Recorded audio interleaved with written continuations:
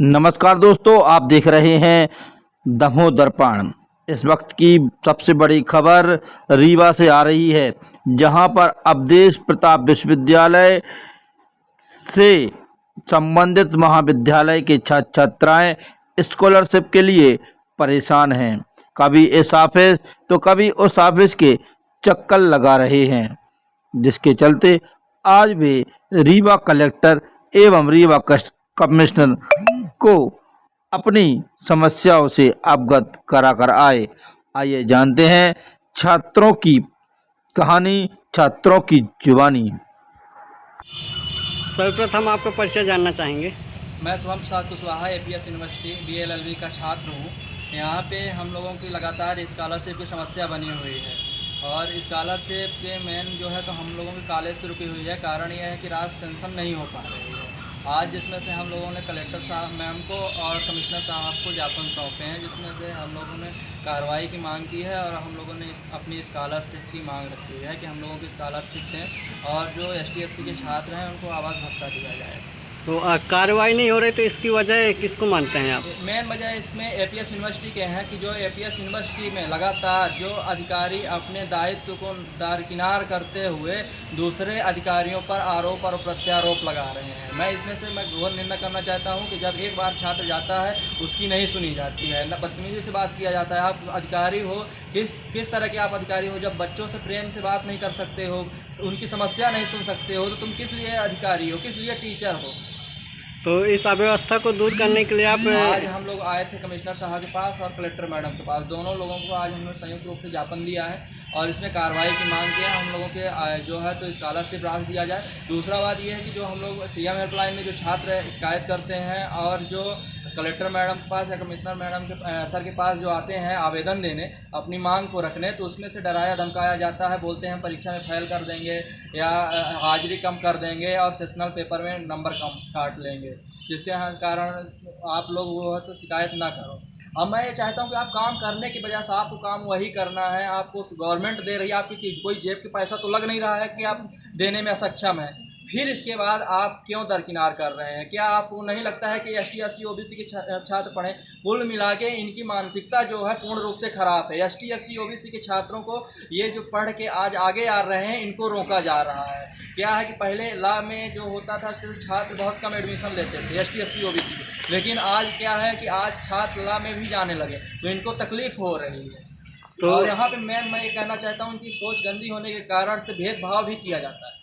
जैसे विश्वविद्यालय में तो समस्त वर्ग के स्टूडेंट रहते हैं, तो उसमें से क्या आपके साथ ही भेदभाव हो रहा है कि अन्य के साथ भी? उसमें से भेदभाव निश्चित रूप से है। अभी ये जो हम लोगों की शिक्षा में अभी जो पुरानी थी कुरीतियाँ थी अभी फैली हुई, अभी कम नहीं हुई हैं। अभी एसटी/एससी ओबीसी के छात्रों के साथ साथ भेदभाव किया जा रहा है और वहीं पे अगर कोई मेधावी वाला छात्र है या जर्नल वालों के छात्र है उसकी तुरंत शिकायत सुनी जाती है ना, उसके तुरंत निराकरण होता है। लेकिन जो एसटी/एससी ओबीसी के छात्र हैं उनकी कोई कार्रवाई नहीं होती। एक दूसरे पर अधिकारी पर आरोप और प्रत्यारोप लगाते हैं, जबकि निराकरण वहीं से होना है।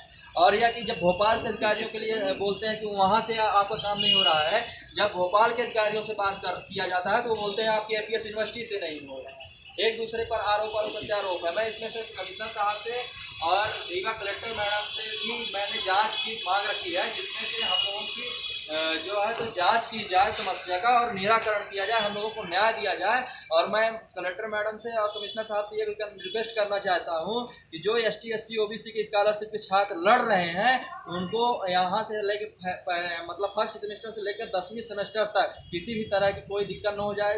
मतलब जिस प्रकार से धमकी दे रहे हैं और जो छात्र आते जाते हैं रास्ते में भी अगर किसी तरह से कुछ होता है या फेल किया जाता है, इसका पूर्ण रूप से जिम्मेदार एपीएस यूनिवर्सिटी के होंगे और विभागाध्यक्ष महोदय जी।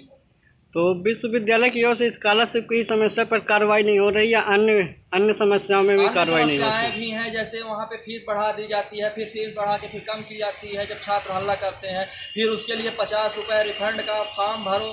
आज तक के ये वहाँ पे उगस्ता चल रहा है, एक शिक्षा के नाम पर धंधा चल रहा है, व्यवसाय चल रहा है उनका। तो ये व्यवस्था को सुधारने के लिए अपने स्तर पर कब से संघर्ष कर रहे हैं? हमने लगातार 8 महीने से लगातार 9 महीने से संघर्ष कर रहे हैं।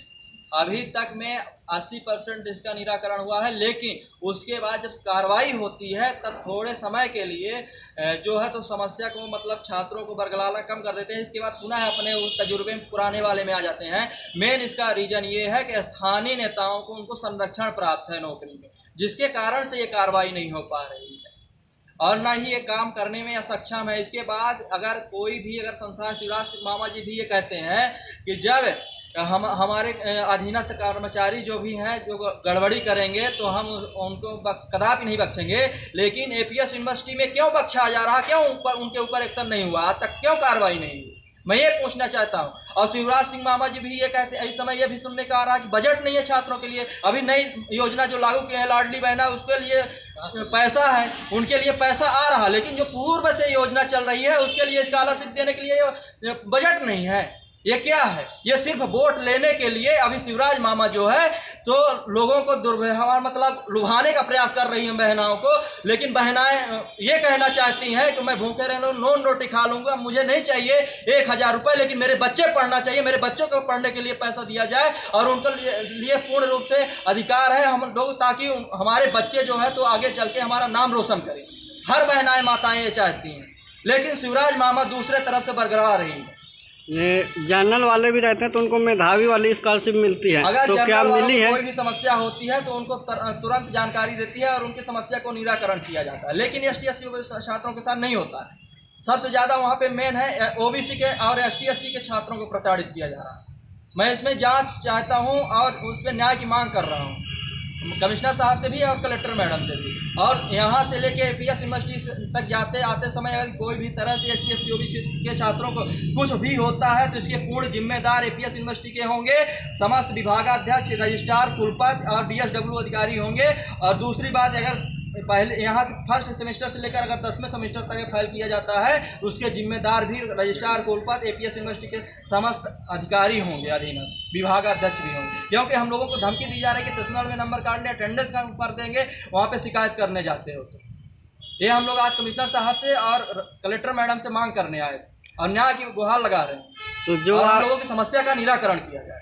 स्कॉलरशिप की समस्या से अन्य छात्र भी परेशान होंगे। बिल्कुल तो जो बहुत ज़्यादा छात्र परेशान है, चाहे आप लॉ के छात्र को देख लो, चाहे MBBS मतलब BA उसका BBA का देख लो, चाहे MSW विभाग का देख लो, सभी विभाग के छात्र, चाहे कॉमर्स वालों को देख लो, सभी विभाग के छात्र जो है परेशान हैं। तो वो छात्र आपके साथ खड़े नहीं हो पा रहे तो उसको उनको क्या संदेश देना चाहेंगे? उनको वो छात्र खड़े होने में उनको ये है कि मतलब कुछ छात्र खड़े भी हो रहे हैं, ऐसा नहीं है कि छात्र खड़े नहीं हो रहे हैं, अदर डिपार्टमेंट के भी छात्र आते हैं, लेकिन एपीएस यूनिवर्सिटी के द्वारा जो है वहाँ के अधिकारी जो हैं तो डराते धमकाते हैं कि वहाँ ना जाओ, है ना। उसके डर के कारण छात्र नहीं आ पा रहे हैं।